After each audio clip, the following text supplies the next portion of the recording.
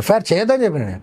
ఎందుకు అలా చేయొచ్చా అన్నది. ఎస్ జడ్జిమెంట్లు ఉన్నాయని చెప్పి జడ్జిమెంట్లు తీసుకొచ్చి ఇచ్చి వేస్తే ఓకే ఫర్ కన్సిడరేషన్ అని చెప్పేసి 30th of 28th was Friday, 29th was Saturday, 30th was Sunday, 31st was last working day. ఆ రోజుకి పోస్ట్ అయ్యింది. తర్వాత పోయి నేను ఒక దగ్గర కూర్చున్నా. ఇంతని మా కజిన్ ఒక ఆయన ఆంధ్రజ్యోతిలో లీక్ అయింది అది బయటకి చెప్తున్నా తెలియదు అప్పటికి. ఇంకా తెలియదు జడ్జికు నాకు ఎవరు మాట్లాడలేరు. అక్బరుద్దీన్ ఓవైసీ మీద కంప్లైంట్ చేసినావా అన్నట్టుండే. అంటే ఆశ్చర్యపోతుంది. కొంత భయం జాలి కూడా కలుగుతుంది మిమ్మల్ని చూసేప్పుడు చాలా మందికి. వాళ్ళకి ఏం కలిగిందో కానీ నేనైతే చెప్పినాగా సూసైడ్ బాంబర్ ప్రిపేర్ అయినట్టు మెంటల్గా ప్రిపేర్ అయిపోయినా. అక్కడ పోయిన తర్వాత అక్కడ కూర్చొని ఆంధ్రజ్యోతి రిపోర్టరు మా కజిన్ ఉండే. టైప్ చేసిన today I filed private complaint against MIM MLA Akbaruddin Owaisi for his hate speech at Nirmal on so and so date. Court posted the matter on 31st for consideration అని రాసి పంపిన. ఆయన చూసి షాక్ అయి ఫోన్ చేశాడు.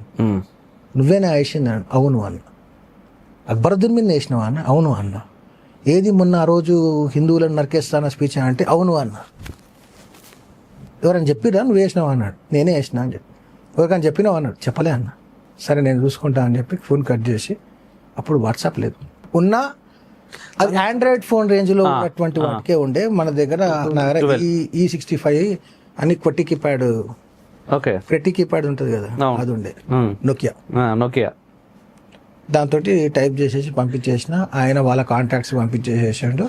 బ్లాస్ట్ అయ్యారు. బ్లాస్ట్ పై అక్బరుద్దీన్ ఓవైసీ మీద కంప్లైంట్ ఫైల్ అవుతా అని న్యూస్ పేపర్లో రావడము, ఇదంతా తిరగడము.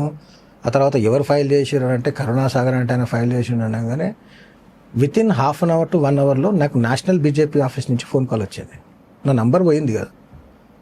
యు అంటే I'm so BJP legal cell Hyderabad district convener.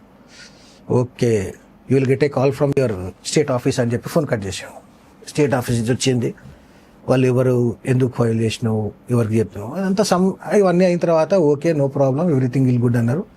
అయిపోయిన తర్వాత దాన్ని నేషనల్ మీడియా తీసుకుంది.